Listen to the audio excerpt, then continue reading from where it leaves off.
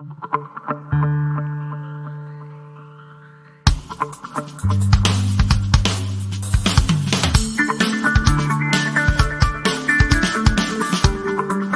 UNED.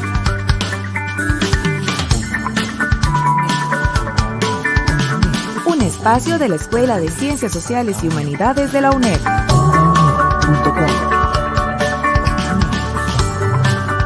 Hasta donde estés. Onda UNED. Acortando distancias.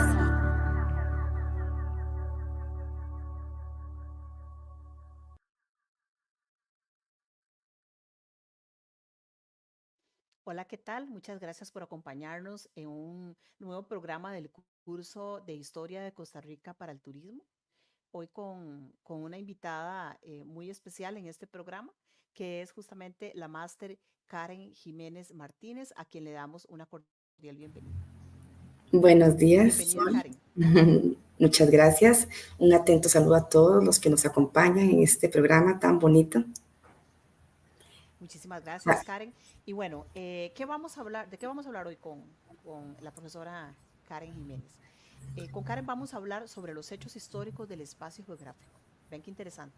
Y cuáles son los tipos de turismo que podríamos potenciar a partir del entendimiento de ese espacio geográfico, de su historia. Y además, Karen es profesora en la zona sur, en el Pacífico Sur, y por esa razón también nos va a hablar hacia el final del programa sobre el enfoque turístico del Pacífico Sur, un tema que no es tan comentado. Incluso, Karen, el tema del turismo en el Pacífico Sur podría considerarse algo como relativamente reciente. Hay como un boom ahora, pero durante mucho tiempo fue una región bastante invisibilizada, bastante olvidada.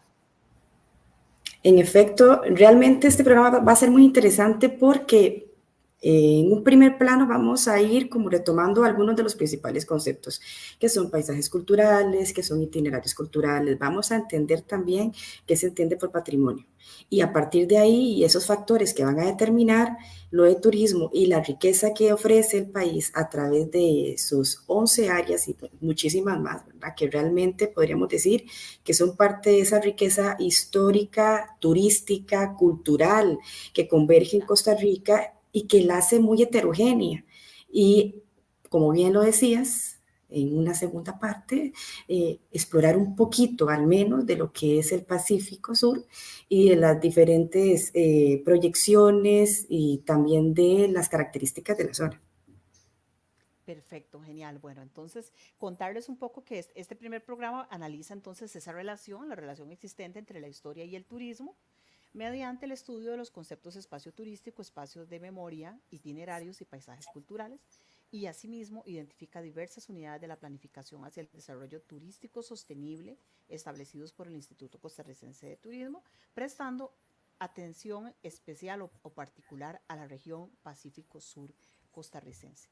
En esa línea, Karen, y empezando con una discusión tal vez un poquito más teórica, pero que también quisiéramos llevar a la lógica de la práctica, de lo que hacemos, y también de los estudiantes que estamos formando, que son estudiantes de la carrera de turismo, ¿verdad? ¿Cuáles son esos factores que determinan un espacio geográfico? ¿Qué se puede entender por espacio geográfico? Bueno, en realidad podríamos decir en este caso que dentro de lo que es el elemento más importante de los factores que determinan esos espacios geográficos, podemos contar con las condiciones físicas, con los paisajes culturales, las bellezas escénicas que realmente se encuentran en la zona y asimismo sin dejar de lado pues toda la riqueza histórica.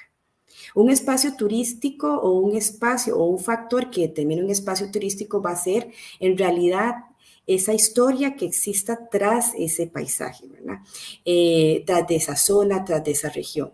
De aquí que tomemos en cuenta dos elementos importantes dentro de lo que es esta primera fase, que es el patrimonio, entendiéndose acá que pueden haber dos elementos importantes, que es el patrimonio intangible y el patrimonio tangible, o lo material y lo inmaterial. ¿Qué van a ser algunos elementos importantes dentro de lo que es la parte inmaterial, digamos? Aquí tenemos la historia oral, las creencias, las canciones, las tradiciones puestas dentro de la dinámica. Y el patrimonio tangible o material van a ser las edificaciones. Si nos vamos, por ejemplo, a lo que es ese elemento que me estabas consultando, podríamos ver entonces que dentro de la infraestructura convergen la presencia de visitantes. También podríamos ver acá que convergen lo que son los elementos de riqueza precisamente en el área de vías de comunicación, también el acceso que tengan los visitantes en la región, que es muy Profesora, importante. disculpe que la interrumpa, pero tal vez me puede indicar cuál diapositiva le gustaría tener en la mira para esta parte de la conversación. No sé Claro, si la esta, diapositiva previa a esa. de acuerdo. Aquí estamos. Perfecto. Muchas gracias. Sí, como les estaba comentando acá, entonces podríamos ver que algunos de los factores importantes que se van a determinar en ese espacio turístico van a ser esa infraestructura adecuada. No podemos negar una realidad, Sol, que se presenta acá. Si existe una zona muy bella, pero esa zona no cuenta con una adecuación para la presencia de foráneos, o bueno, igual de la misma comunidad, si no cuenta con vías de comunicación, con los accesos adecuados, obviamente ese factor no va a limitar pues la publicidad de la zona y por supuesto que la presencia. En este caso, podríamos ver también que otro elemento importante y que es un factor determinante es el atractivo cultural. La zona posiblemente sí tenga las riquezas, una riqueza arquitectónica material importante, pero hablemos, por ejemplo, de las regiones, tanto el Caribe Sur, Caribe Norte, Guanacaste Sur, región central, y existe la presencia de grupos particulares que manejan manifestaciones, costumbres, el día del Pejivalle, el día del ñampí, etcétera, el día de la papa, o sea, por darte un ejemplo. Y eso es parte de la manifestación cultural que también permite, y es un factor importantísimo dentro de la presencia y el ejercicio del turismo y el acercamiento de las regiones. Y no solo para eso, sino que también a través de esas manifestaciones y de esa promoción permitimos que se vaya dando una mayor apertura y un mayor interés no solamente de las instituciones gubernamentales, sino de las instituciones no gubernamentales que quieran trabajar en conjunto con la comunidad o con el gobierno local para el rescate y la conservación de esos sitios. Entonces, sí, el atractivo. También, Karen, ahí en estos ejemplos que nos pones ahora, ¿verdad? De este tipo de ferias donde se destaca algún producto, digamos, de la región, ¿verdad? O de un territorio específico, también se evidencia que la cultura, la gastronomía y Sí. las relaciones productivas, ¿verdad? La agricultura son parte, bueno, y por algo se llama agricultura, ¿verdad? Son Uh-huh. parte de ese bagaje cultural de una región o de una comunidad. En efecto.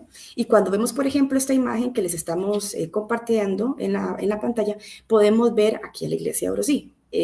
Cumple con todos los elementos. Tiene fácil acceso, es una iglesia hermosa que tiene su atractivo ya material, pero también su parte inmaterial, obviamente la creencia, todo el histórico y el refuerzo que se hace de la historia como herramienta para visualizarla, para conocer más de su pasado, para que las personas que llegan a hacer visitas no solamente vean una estructura, sino que conozcan tras de esta estructura todo un legado que hay y todo un comportamiento social y religioso, cultural que hay en el bien. Y un elemento importante que también podemos rescatar de lo que es esta edificación es que se encuentra anexa el convento, que sirve no solamente como un refuerzo, sino que tiene un museo religioso. Esto también da un acompañamiento y un mayor refuerzo a lo que es este tipo de turismo y también pues, despierta el interés de muchísimas personas por conocer más de la región. Claro, y bueno, entonces, Karen, pensando, digamos, en la riqueza de un espacio como este y en que Costa Rica también posee, digamos, espacios que resguardan la memoria, ¿verdad? La memoria histórica, la memoria de ciertos procesos fundamentales. Em, en términos de la construcción, digamos, de esos espacios de memoria, ¿qué elementos permiten que se consolide justamente esa memoria? En realidad existen varios elementos que podríamos tocar acá, Sol, que son importantes dentro de lo que es el rescate y la construcción de la memoria.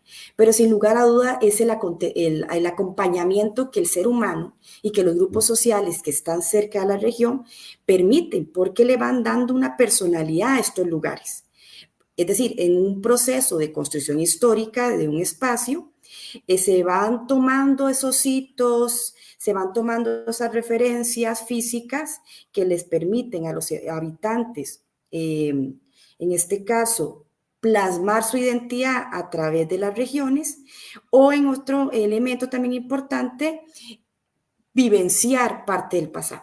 Un elemento importante que podríamos destacar acá son las ruinas de Cartago. Las ruinas de Cartago, en su momento, como una expresión de la memoria, van a ser un accidente geográfico que ocurre hace más de un siglo en la región y que estos espacios van a ser parte de la identidad cartaginesa.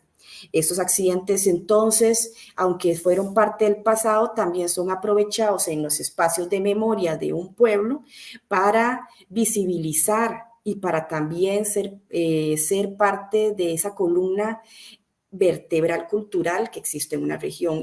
No se ven como un espacio, en este caso, invisible, no, para nada. De hecho, cuando vos vas a Cartago, pasas por las ruinas de Cartago, hay todo un elemento, fue en la ciudad, fue en el centro, y este espacio no se encuentra de ninguna forma abandonado, utilizado para actividades delictivas o para, no sé, para desechos de escombros, que podría ser lamentablemente la realidad de muchos espacios geográficos y de memoria en Costa Rica, donde los gobiernos locales o las comunidades no le han dado ese valor tan importante que tienen. Y no, aquí podríamos decir que realmente las ruinas de Cartago, por darte un ejemplo de el sinnúmero de lugares, es parte de los espacios de memoria que han venido a embellecer la región, ¿verdad? En este caso. Y en términos de construcción, por supuesto, que vemos cómo los habitantes o los grupos conservan y piensan en mantener a largo plazo estos espacios, y quizás con el tiempo, podríamos asegurar que esto permita, ojalá fuera a un corto plazo, que se identifiquen otros espacios cercanos, que también sea, qué sé yo, la pulpería antigua que tenía 120 años, que también se refuercen esos rescates, no la destrucción, que es lo que es un desafío ahora en la actualidad en los espacios de memoria y quizás aquí me estoy saliendo un poco del tema, pero las nuevas edificaciones, los moles, etcétera, han respondido a un elemento de necesidad global y de consumismo que quizás deja de lado estas memorias locales a través de esos rescates de espacios de memoria que son tan importantes en un pueblo. Karen, y ya digamos en términos de la construcción de un itinerario cultural, ¿qué aspectos se valoran, digamos, en el desarrollo de un itinerario cultural? En realidad, cuando hablamos un poco de lo que es el itinerario cultural, podríamos entender primero, y es importante que aquí nuestros oyentes también lo vean, un itinerario realmente se va a entender como un recorrido a través de un espacio que ha sido configurado históricamente. Y que este espacio, como ustedes lo pueden ver en esa imagen, que es un recorrido, permite también exhibir en el mismo a los visitantes los modos de vida que existían, las estructuras que se utilizaban y cómo se adecuan esos espacios. Los itinerarios en realidad van a constituir, en otras palabras, son esas rutas históricas o sitios privilegiados que desde el punto de vista turístico, podríamos decir puntos privilegiados desde este plano, son sitios que convergen una historia riquísima y que le permiten a los visitantes, en realidad, sí, con ayuda de un guía, si existe, pero también vos a través de una ruta puedes ir conociendo el tipo de material que se utilizaba, si es calzadas, qué se encuentra, qué tipo de biodiversidad. Muchos de estos sitios y de estos itinerarios también tienen una funcionalidad increíble a nivel histórico y cultural. Existen muchos sitios donde puedes realizar itinerarios culturales, donde puedes ir viendo espacios y puedes de forma autodidacta ir observando el paisaje, leyendas, comentarios, y te vas haciendo una idea propia, ¿no? En este caso, eso es importante porque creo que existe el momento en que el turismo tiene que prestarse para esto, para que puedan conocer paisajes, pero también el turista o el visitante foráneo pueda leer los mensajes, los elementos, tanto físicos como en este caso paisajísticos de la zona. Ejemplo de esto podríamos destacar lo que es el elemento del guayabo. Cuando uno vaya a este sitio tan bonito, se va dando cuenta que en el camino existe muchísima información, puedes ir, quizás la palabra no sea educando, pero sí puedes ir aprendiendo durante el recorrido muchísimo, muchísimo. El recorrido mismo es un recorrido histórico, es un recorrido que se caracteriza porque existe una gran adecuación del ser humano para adecuar este espacio y que sea no solamente de fácil acceso para los turistas, sino que no sea peligroso, que sea comprensible, y en este caso, a través de Guayabo podemos conocer sus características sociales, sus características geográficas, tecnológicas que se dieron en el desarrollo de esta gran sociedad costarricense, en este caso. Claro, un lugar que además es patrimonio de la ingeniería mundial, ¿verdad? Como son, ¿verdad? El sitio arqueológico de Guayabo. Karen, y en términos, bueno, muchos de esos sitios patrimoniales también cuentan con un elemento adicional que les enriquece. Y es que también tienen a su alrededor un paisaje natural, un paisaje, ¿verdad?, cultural que aporta. En ese sentido, ¿verdad? Pensando en el paisaje natural, cómo encontrar un equilibrio justamente entre ese paisaje natural y la intervención humana, porque eso es todo un tema de discusión en el turismo actualmente, ¿verdad? Y hemos visto protestas en ciudades de España, como Barcelona, por ejemplo, ¿verdad? En Mallorca, ¿verdad? Protestas enormes de la población que se siente desplazada y que realmente reclama por unos espacios que no estén tomados únicamente por los turistas, ¿verdad? Y les compartimos una diapositiva que Karen nos preparó para eso. Bien, esta diapositiva, por ejemplo, habla de la zona de Zarcero, de la cual les voy a comentar más adelante, pero ahorita mismo esa pregunta se las trae solo porque realmente ese equilibrio entre lo natural y la intervención humana en Costa Rica dista mucho de ser una realidad completamente acá, clic, aprobada, ¿verdad? Que existe, es algo que se da y lo hemos trabajado mucho, ¿no? Realmente, aunque si bien es cierto, dichos espacios, los visitantes tienen una intervención humana con la naturaleza y buscan embellecer ese sitio, esa estructura, ya sea histórica o ya sea natural, para poder en ella manifestar tanto natural como humanamente rasgos particulares, los espacios está bien, están hechos para que los visitantes puedan identificarse con la región. ¿Por qué se llama paisaje cultural? Por esto, porque el ser humano va a accionar en él, va a transformarlo, pero sin alterarlo mucho, modificando a través ya sea de técnicas tradicionales para el uso racional y la preservación. Sin embargo, cuando hablamos de estos elementos, aquí tenemos la zona de Zarcero, que acá se adecúa a un espacio con ciprés, una belleza. El que conoce el parque de Zarcero se va a llevar un grato momento, porque tenemos una zona preciosa que tiene laberintos, pero es un parque de acceso público. Digamos que aquí no es tan invasivo, pero si estás movilizándote a regiones, por ejemplo, de las que vamos a hablar más adelante, en regiones como la zona del Pacífico Sur, o vas por el lado de Ubita, o te vas por el lado de Tamarindo. No estamos hablando solamente del acceso al turismo y de las bellezas que existen en la zona, solo es que aquí hay un elemento que yo creo que es una pregunta importante que uno podría dejar ahí a la mesa para que el que nos está viendo se la haga. Es el mismo precio para un nacional que para un foráneo. Tenemos el mismo acceso. Por otro lado, otra pregunta. ¿Encontramos el lugar y lo dejamos igual?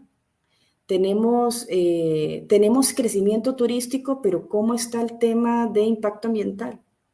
Esto que vos decías en la realidad europea es muy parecida a la realidad costarricense en muchas playas. Si vos vas, por ejemplo, a playas como Jacó, te encontrás una playa que tiene un excesivo movimiento de turistas, pero la conservación de la playa, aunque se han hecho muchísimos esfuerzos, todavía sigue siendo un tema que no está acabado, que no está terminado y que no está superado.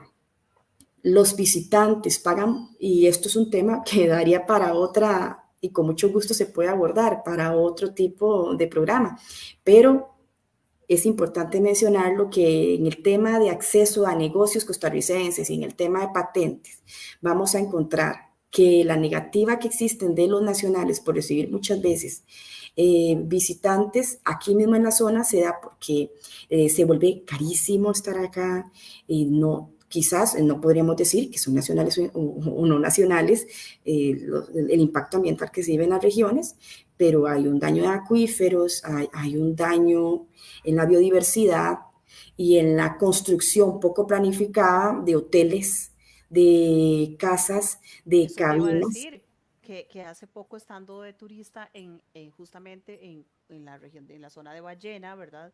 Y en esta parte, digamos, del Pacífico Sur, hablando con algunos lugareños y personas de ahí, de la comunidad, nos denunciaban, nos hablaban de la problemática de inmobiliaria de venta de propiedades a precios inaccesibles ya para la población local, por un lado, y de una construcción, ¿verdad?, desordenada y muy rápida que le preocupa, digamos, a la gente, ¿verdad?, que tiene conciencia ambiental por la destrucción de la naturaleza que eso podría implicar e incluso el mismo impacto que eso podría tener negativo después en el turismo.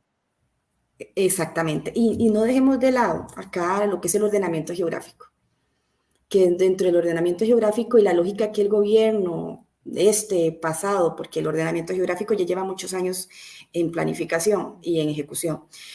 Pero, por ejemplo, para la zona de Dominical encontramos casas que están en muy mal estado y patentes que tienen muchos supermercados.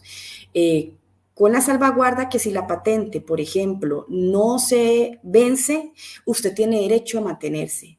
Sin embargo, los gobiernos locales están a la expectativa del vencimiento de patentes para quitarle a los pobres pobladores sus negocios.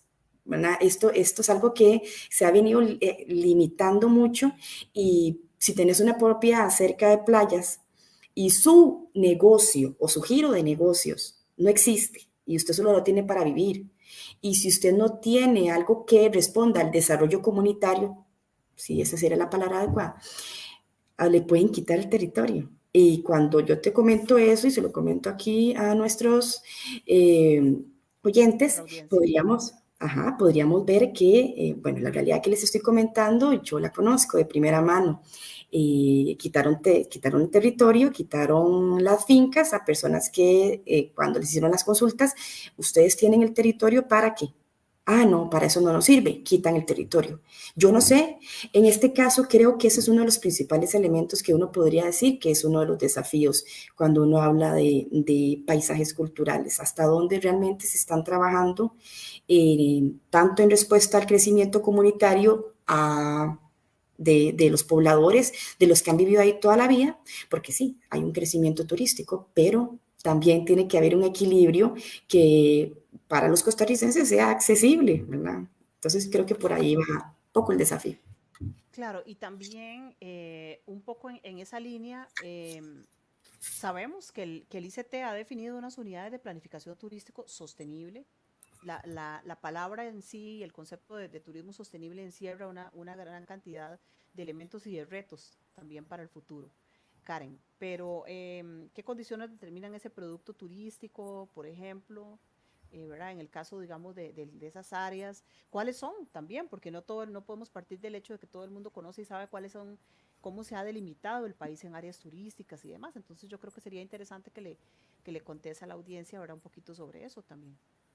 Claro, sí. Cuando hablamos de lo que es el elemento de producto turístico, podríamos decir que este se destaca y que se van a hacer las divisiones de las 11 regiones, en este caso Valle Central, Guanacaste Norte, Guanacaste Sur, Punta Arenas, las islas, en este caso de Nicoya, toda esta parte del Golfo, Pacífico Medio, Pacífico Sur, Caribe Norte, Caribe Sur, Monteverde y Llanuras del Norte. Se van a determinar por su rica biodiversidad. Estas zonas van a responder a sus divisiones a través de, por ejemplo, el mundo tropical que los caracteriza, los océanos, los mares, los paisajes, ya sea en este caso que estas regiones cuenten con costas, con bahías, cuenten con escenas o paisajes de playa, arrecifes. Las condiciones, en realidad, políticas también van a ser muy importantes en estas 11 regiones en que se divide el territorio. Porque sí, podríamos decir que a nivel general Costa Rica se ha caracterizado por ser un país que cuenta con muchísima hospitalidad, siendo en la década del 90 uno de los picos más altos que tuvimos en turismo. Actualmente y lamentablemente, creo que en términos políticos o de términos socioeconómicos han venido afectando un poco el tema del turismo, en algunas regiones especialmente, y como lo decimos, es un tema a posteriori, pero podríamos quizás aquí compartir un elemento importante dentro de los riesgos que existen en el paisaje, el tema delictivo que se ha venido dando y que ha venido afectando los espacios que existen en algunas regiones, en esos productos turísticos que se dan en algunas regiones que han venido dando un gran desarrollo, también han venido sufriendo un poco de estigmatización por esos casos, no puedo decir aislados, pero también casos donde baja un poquito el elemento atractivo de turismo. Claro, claro, Karen. Este tema sin duda alguna se las trae, es un tema muy amplio que pasa por una comprensión profunda de la interrelación entre los territorios y con otros territorios de la región y también con la falta de oportunidades para algunas regiones, ¿verdad? Con la concentración de la riqueza, ¿verdad? En algunas regiones, desproveyendo a otras totalmente de oportunidades. Y quisiera que retomemos este tema en la segunda parte del programa. Claro que Vamos sí. a hacer una pequeña pausa. Pero ya casi regresamos con este interesantísimo tema de los hechos turísticos del espacio geográfico y en relación y en vinculación con lo que ocurre en la actualidad en la región Pacífico Sur. Ya volvemos.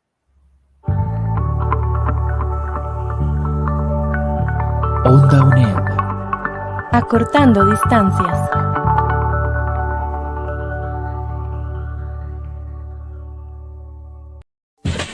Onda UNED. Acortando distancias.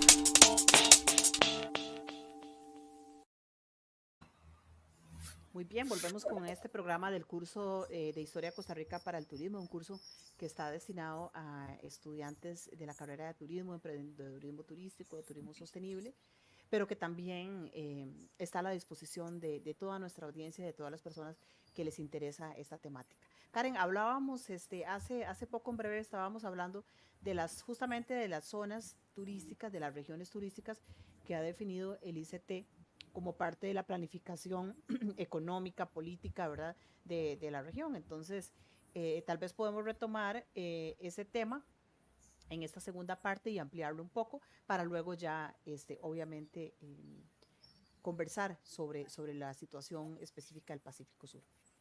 Claro que sí, Sol. Es importante de retomar en este espacio que todas las regiones de Costa Rica, obviamente que van a entrar en esta categoría, Costa Rica a través del Instituto Costarricense de Turismo ha venido segregando las áreas a partir de sus características físicas, el tipo de población, obviamente su legado cultural y tomábamos en cuenta también dentro de esas áreas y ese producto esos desafíos que existen dentro de cada una de las estructuras. No es lo mismo hablar, por ejemplo, del Caribe Sur que hablar del Pacífico Sur. Son realidades muy diferentes, son poblaciones muy distintas. Si bien es cierto que convergen características, la dinámica, el interés de los turistas va a responder a cada una con diferentes elementos. No sé, de pronto podríamos decir que una persona que viaje al Pacífico Sur, que viaje a la zona de Guanacaste, van a tener intereses diferentes. Llámese ir a conocer playas, en el caso del Pacífico, conocer ríos, conocer áreas arqueológicas, conocer valles, también paisajes naturales, que se dan mucho también en cada una de las zonas, pero son particulares.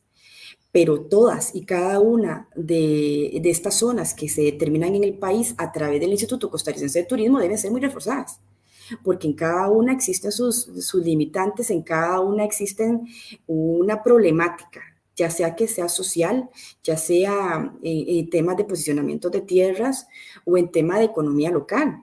Entonces, siempre es importante cuando vamos a ir explorando cada una de las diferentes áreas, que de hecho, cuando uno va observando y va leyendo detenimiento el curso de Historia de Costa Rica para el turismo, va observando las características, las particularidades. Costa Rica es un abanico de cultura, es un abanico de grupos humanos, y a cada una de las áreas hay que trabajar precisamente en ese refuerzo, en ese rescate de la memoria, en esos paisajes, en esos espacios y en esos grupos que están siendo abandonados y que requieren.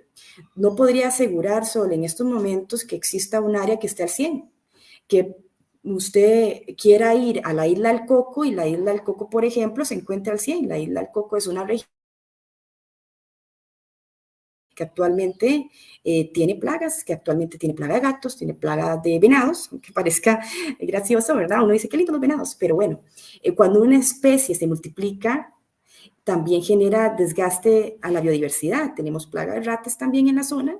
Entonces uno dice, y uno de los elementos que hablaban los guías turísticos hasta hace pocos años, cuando yo estuve escuchando un poco de esto en un documental que se hizo, y creo que fue en una televisora, me acuerdo que ellos decían que realmente contaban con poco personal para el trabajo, para el mantenimiento, para este caso, para el rescate, que eran 2 o 3 estando en una isla tan grande. Acordate también de Isla Chira, ¿verdad? En Isla Chira se ha Y la China. reportado muchísimas veces de la plaga no, bueno, la enorme cantidad de animalitos, de perros que abandonan ahí, bueno, que están sin castrar y es toda una situación, un reto para el ecosistema, y también un tema de maltrato animal, o sea, sí, vivimos retos muy enormes. También, Karen, sabes que ahorita estoy recordándome de que la semana pasada justamente hubo un reportaje que hablaba de cómo estos paisajes naturales, muchos de nuestros parques nacionales, digamos, de zonas incluso que tienen ríos, manglares y todo, están siendo utilizados por el narcotráfico y por la criminalidad, ¿verdad? Están convirtiéndose en rutas que, claro, al estar muy poco vigiladas, poco custodiadas y todo, se convierten en rutas muy favorables para ese tipo de delictividad. O sea, los retos son gigantescos. Pienso mucho en En Corcovado, por efecto. ejemplo. Bueno, imagínate, en esta zona, cuando nos vamos aquí al Pacífico Sur, del cual vamos a hablar pocos minutos, vamos a ver realidades iguales en la zona de San Vito, en la zona de corredores, que particularmente esta servidora trabaja en esas áreas toda la semana y se da cuenta que hay una increíble cantidad de paisajes que no son explotados, que para llegar a la zona es a través de la comunicación oral, porque no existe la publicidad y no existe la información de acceso en las redes, como existe, por ejemplo, el Four Seasons o existe el Papagayo. Estas zonas no cuentan con el refuerzo para que los medios de comunicación puedan eh, publicitarlas. Aquí hay también una limitación de acceso de las zonas desventajoso dependiendo de la zona. No podríamos asegurar que todas las zonas de interés turístico en Costa Rica, en resumen, son tratadas de la misma manera. Creo que existen más limitaciones en unas áreas que en otras y Claro. como te digo, o sea, es un tema para todo un programa, porque si uno se quedara analizando cada una de las áreas, podría encontrar fortalezas, pero también muchísimos desafíos. No, sin duda alguna, la reflexión crítica, ¿verdad? Y disruptiva de estos temas es necesaria. Por eso, ¿verdad? Hacemos estos programas, por eso tenemos estos espacios para democratizar la información, para decir, bueno, no hay una inversión igual, equitativa en los territorios, ni siquiera, digamos, a veces de parte de las instancias encargadas específicamente de estos temas, hay una planificación, digamos, que garantice una mayor democratización, no solo de la información, sino también de los servicios, de la infraestructura, que también, o sea, está ligada a la infraestructura con el tema turístico y con el definitivamente. potenciar itinerarios turísticos. Y Karen, ya digamos, entrando en la discusión de cómo está la situación de ese termómetro turístico del Pacífico Sur, yo creo que sería valioso que le contes a nuestra audiencia, ¿verdad? Y a los estudiantes también, cuáles son los potenciales turísticos que ves vos ahí, y luego ya puedes empezar a hablar, ¿verdad? De las, de las ventajas que hay y también de los riesgos, de los desafíos, de los retos, pero primero como hacer como un registro, ¿verdad? De cuáles son esos lugares que realmente tienen un enorme potencial turístico y que están ahí olvidados o reciben muy poca atención estatal y extranjera, no sé, ese Muy tipo bien. de desafíos. Sí, muy bien, Clara. De hecho, soy de la zona y me encanta el Pacífico Sur. Quizás quisiera iniciar como comentándole un poquito a nuestros oyentes que los habitantes acá, y cuando hablamos de lo que es el Pacífico Sur, tenemos que decir que es el territorio que se ubica desde Barú, esto por Dominical, hasta Punta Burica, a Panamá. Es una zona muy grande. Aquí encontramos diferentes centros de población. Llámese el centro de Pérez Celedón, llámese también con lo que es el San Isidro el General, la zona de Palmar Sur y en este caso también la zona San Vito. Si ustedes lo visualizan desde estas tres zonas, son muy diferentes a nivel de desarrollo económico, a nivel de cultura y de posicionamiento geográfico o de paisaje. Las características son diversas. Por eso es que cuando hablamos del Pacífico Sur estamos hablando de una región muy amplia, que no basta solamente con catalogarla. Yo realmente creería que es una zona que debería subdividirse porque las realidades históricas son muy diferentes y su proceso de desarrollo también. Aquí tenemos también, obviamente, población italiana, tenemos teribes, tenemos gente en Cavagra, tenemos gente, bueno, en diferentes regiones como Reycurré, que también son parte de esa realidad que se vive también en Buenos Aires, poblaciones como Ujarrás, etcétera. Entonces, en términos de Pacífico Sur, podríamos decir que realmente tenemos habitantes que se dedican desde la confección de diademas, hamacas, una actividad más artesanal, otra actividad un poco más agrícola, con creencias muy diversas que también son parte de la zona, lo cual a nivel de turismo genera también y va en aumento el interés por conocer zonas de precisamente la región Brunca. En este caso, actualmente se ha incrementado mucho el turismo a la región de Buenos Aires. Aquí se cuenta con diferentes espacios, pero muchos también han sido poco visibilizados. Las zonas de Olán, los miradores, tenemos también aguas termales. Se cuenta también con la presencia de bosques o zonas de resguardo. Más adelante, en ese recorrido que haces, puedes ver por la zona de Palmar y en sus cercanías también una gran presencia de la Finca 6, por ejemplo, que también es parte de esas riquezas, de ese rescate que se encuentra del territorio. Contando entonces con diferentes sitios arqueológicos que son parte de la zona, el Valle del Diquis.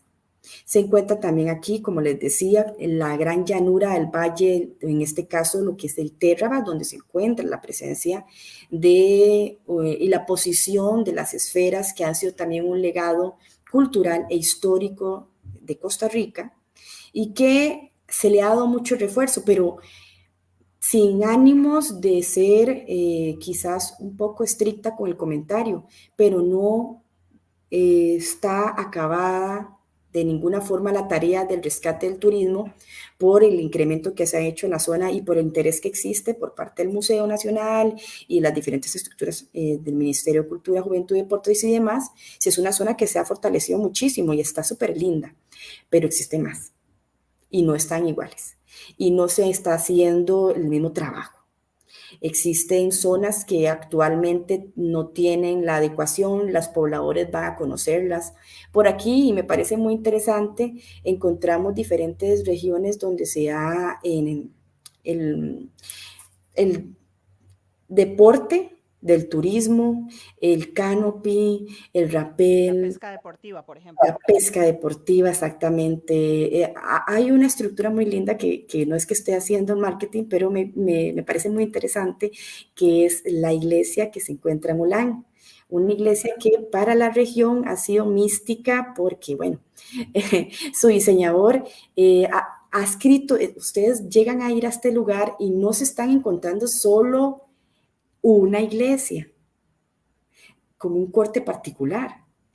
Ustedes van al sitio y lo que les decía ahora de los itinerarios culturales, ustedes van ahí y van a encontrar una cantidad importante de leyendas escritas alrededor del lugar, el Valle de los Duendes, la Casa Cultural y una gran cantidad de críticas no son a la realidad que se vive en Costa Rica actualmente a nivel político y de sociedad. Entonces es también histórico y a la vez es divertido, jocoso y es muy bonito para los visitantes que se arriesgan a ir a estos sitios, donde el camino no está acabado, donde el camino es también de falta asfalto.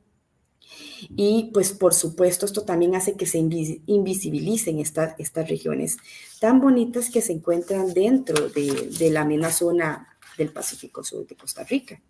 Karen, y pensando en ese Pacífico, ¿verdad? No tan conocido, ¿verdad? Incluso enigmático, ¿verdad? Profundo, ¿verdad? Un Pacífico profundo, ¿verdad? Vinculado con la historia ancestral. Me gustaría compartirle a nuestra audiencia un videíto, ¿verdad? Que tiene que ver con las esferas de piedra, para que podamos hablar también de todo ese maravilloso patrimonio turístico, pero que debe verse desde un sentido de respeto y de sostenibilidad, que es todo el patrimonio vinculado y turismo cultural vinculado con nuestros pueblos originarios. Entonces vamos Claro a que sí. compartirles ese video un momentito.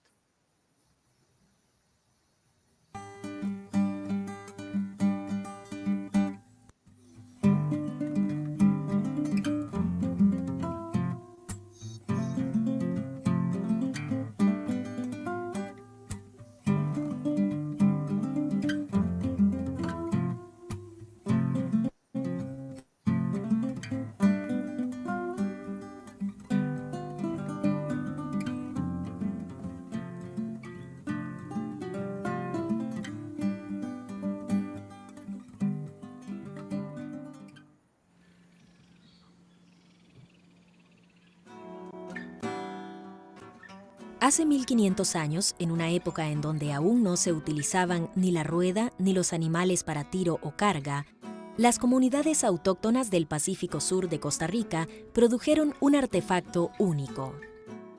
Las esferas de piedra del delta del Diquís constituyen uno de los ejemplos más destacados del arte y la tecnología de la América precolombina. No obstante, recientes investigaciones arqueológicas permiten responder a muchas de las interrogantes que surgen al conocer tan extraordinarias esculturas. Hallazgos arqueológicos recientes permiten asociar a las esferas con espacios públicos y áreas de habitación. Se han encontrado en plazas, zonas de paso, sobre montículos, base de rampas de acceso a viviendas. Los estudios demuestran que estas monumentales esculturas eran símbolos de rango e identidad étnica.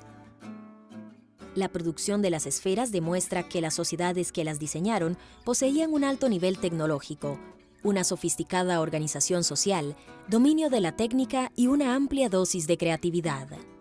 El ingenio y el nivel artístico de quienes las realizaron se refleja además en la capacidad de abstracción del concepto de esfericidad. En un contexto en donde la producción material se inspiraba en el realismo de la naturaleza, la abstracción de la esfera rompió el patrón. Con dominio de las técnicas de picado y pulido, lograron esferas pequeñas y grandes de una redondez casi perfecta y una superficie lisa de fino acabado. En algunos casos tan pulidas que alcanzaron un aspecto brilloso. En otras plasmaron un sello particular, con dibujos o grabados que las diferencian del resto para transmitir un mensaje que perdura con el tiempo. Estas técnicas de trabajo se basaban en un profundo conocimiento de la naturaleza y de los procesos para transformar piedras naturales en herramientas o en objetos artísticos. Las esferas son una muestra de la capacidad para organizar un trabajo escultórico difícil y de gran precisión, para transportarlas y para emplazarlas en sitios muchas veces alejados de donde se tomó piedra natural. De acuerdo con la investigación arqueológica, se considera que las esferas se utilizaron en al menos 56 comunidades distintas del sur de Costa Rica. Los primeros registros dejaron constancia de conjuntos de esferas alineadas en formas rectas, triangulares y semicirculares. Las esferas se elaboraron a lo largo de 1000 años. Su uso estuvo relacionado con sociedades jerarquizadas y complejas de tipo cacical o jefaturas. A la fecha se registran más de 300 esferas de todos los tamaños. Van desde los 7 centímetros hasta los 2 metros de diámetro, alcanzando hasta 15 toneladas de peso. Las hipótesis con respecto al uso y significado de las esferas quedan abiertas. No se descarta un vínculo con los ciclos agrícolas y los fenómenos celestes como artefactos de ayuda para recordar eventos importantes o para la representación de las constelaciones. No obstante, debido a que muchas esferas fueron removidas de su lugar original, no se han podido comprobar estas ideas. El seguimiento y la profundización en los estudios arqueológicos y la colaboración de todas las personas en la protección de este legado patrimonial permitirán ampliar el conocimiento y, por tanto, la valoración de los habitantes de Costa Rica y del mundo entero.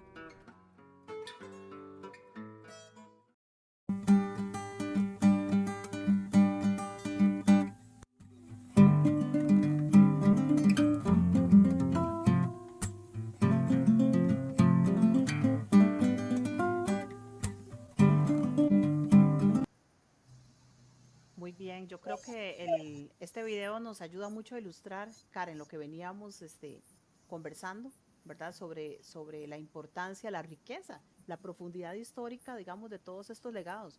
No puede practicarse un turismo, ¿verdad? ¿Verdad? Como si fuese un turismo de playa, ¿verdad? O cualquier otro, ¿verdad? De ciudad, de un recorrido cualquiera, con ese trasfondo cultural, histórico, ¿verdad? Antropológico, arqueológico. Entonces, tal vez en estos últimos minutos que nos quedan de programa podemos profundizar en esos temas. Y te lo agradecemos muchísimo. En efecto, sí. Y un elemento muy importante, por ejemplo, si nos vamos directamente a la realidad de este ejemplo que estamos dando, que es el Pacífico Sur, cuando se quiere realizar un turismo un poquito más local, en este caso como ir a las poblaciones de Salitre o ir a la región, en este caso de Cabagra, sí, existe acceso a la población y muchísimas, en este caso, personas, habitantes de la comunidad, reciben visitas muchísimas veces. Yo creo que ellos ya están acostumbrados a esa visita. Sin embargo, yo creo que una cosa es que ellos reciban y que tengan esa retroalimentación. Creo que uno tiene que recibirlos y tiene que también, en este caso, aprender de ellos muchísima de su cultura. Voy a poner un ejemplo. Cuando se han realizado visitas a la población de Salitre y tal vez las mujeres de la comunidad indígena nos cuentan un poco, no solamente de las plantas medicinales que tienen, las que utilizan, las que actualmente todavía pueden utilizar porque el impacto ambiental no las ha dañado.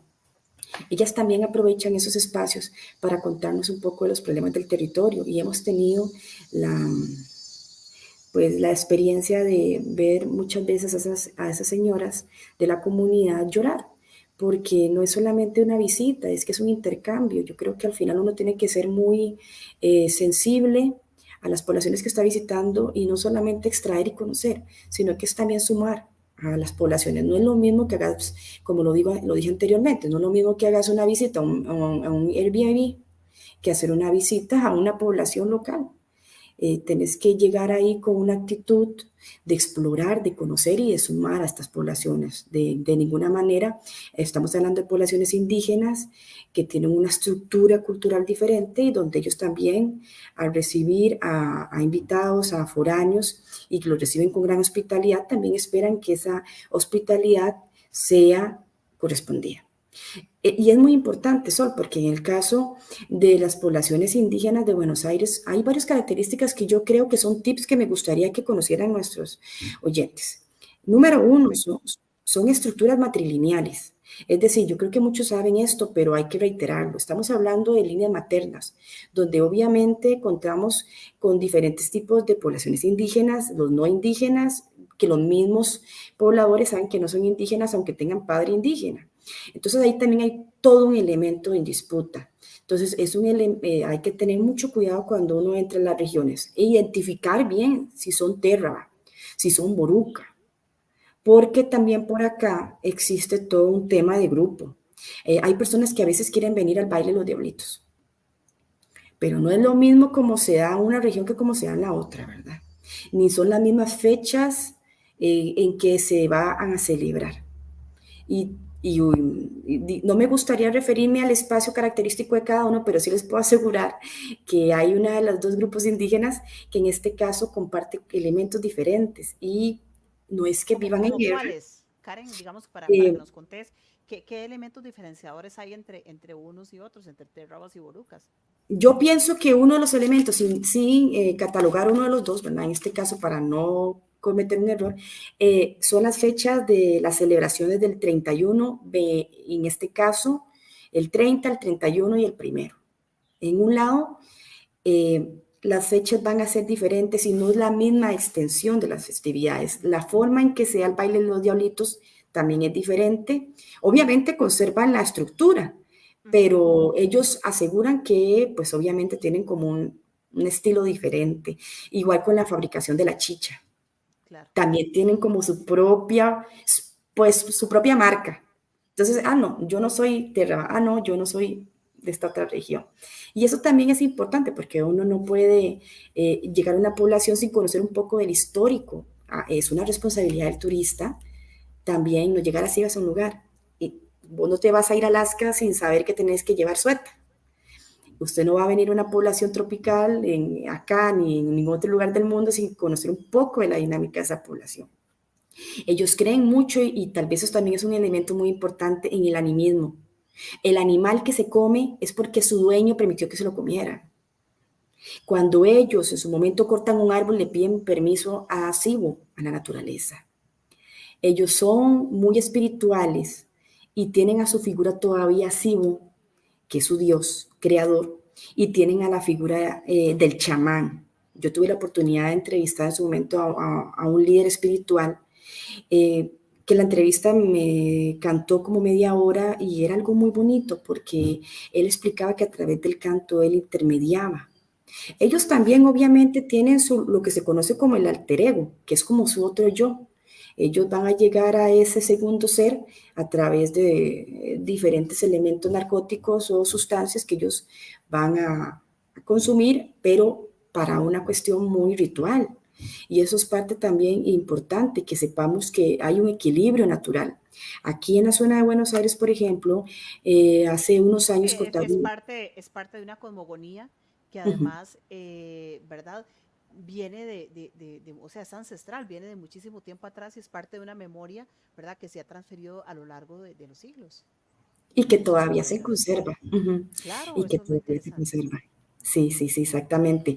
Hace poco cortaron un árbol el keniano y hubo todo un ritual de cantos y oraciones para pedir permiso a la naturaleza para deforestarlo, bueno, para cortarlo. Entonces, por ahí, Sol, que también es muy importante ver que estamos ante también un sitio como el Río Grande del Terraba, que también tiene una importancia espiritual para ellos importante, que ellos se mantienen protegidos bajo palenques, son una población abierta, pero a la vez también son un poquito herméticos y que también, pues obviamente han hecho una gran lucha y siguen haciéndola para conservarse y para perpetuarse en el tiempo. Claro. Karen, y ya al cierre de este programa, ¿qué valoración harías vos de la situación, de los desafíos del turismo cultural del Pacífico Sur en este momento y un poco con prospección al futuro? Y ya con Creo eso que cerramos. Gracias. Creo que el tema de la distribución de la tierra, las fronteras agrícolas están dando un gran problema. Existen 4 elementos que se comparten en esta tierra. La población indígena, los programas de, obviamente, conservación ambiental, Parque La Amistad, etcétera. Tenemos las fronteras agrícolas, Pindeco, Palma, entre otras, y tenemos a la población mestiza. Entonces, existe siempre como un elemento acá que corre peligro, y son las poblaciones, porque existe un acaparamiento.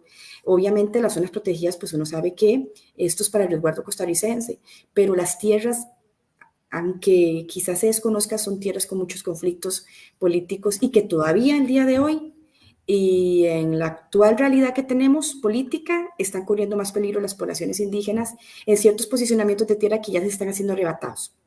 Entonces creo que también eso corre peligro el turismo local, regional, cultural e histórico de la zona del Pacífico Sur, especialmente para la zona de Buenos Aires. Sí, con la triste noticia, ¿verdad?, de estos días de la desestimación de la causa contra el presunto asesino del indígena Brorán Jerry Rivera, ¿verdad? Yo creo que eso demostró muy bien la problemática de la situación, la impunidad también que se vive en territorios indígenas, la violación de esos derechos al territorio que están reconocidos ya en convenciones internacionales y demás. Le agradecemos muchísimo a la profesora Karen Jiménez Martínez por habernos acompañado en este programa. Como siempre, ha sido un gusto compartir con usted, profesora. Un gusto para mí compartir con ustedes y nos vemos en próximos programas para seguir hablando un poquito más de la riqueza del turismo y de los desafíos presentes. Un fuerte abrazo a la distancia. Muchas gracias.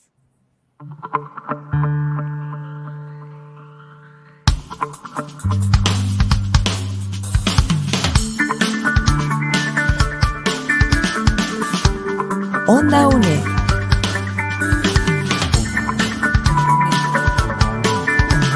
Un espacio de la Escuela de Ciencias Sociales y Humanidades de la UNED.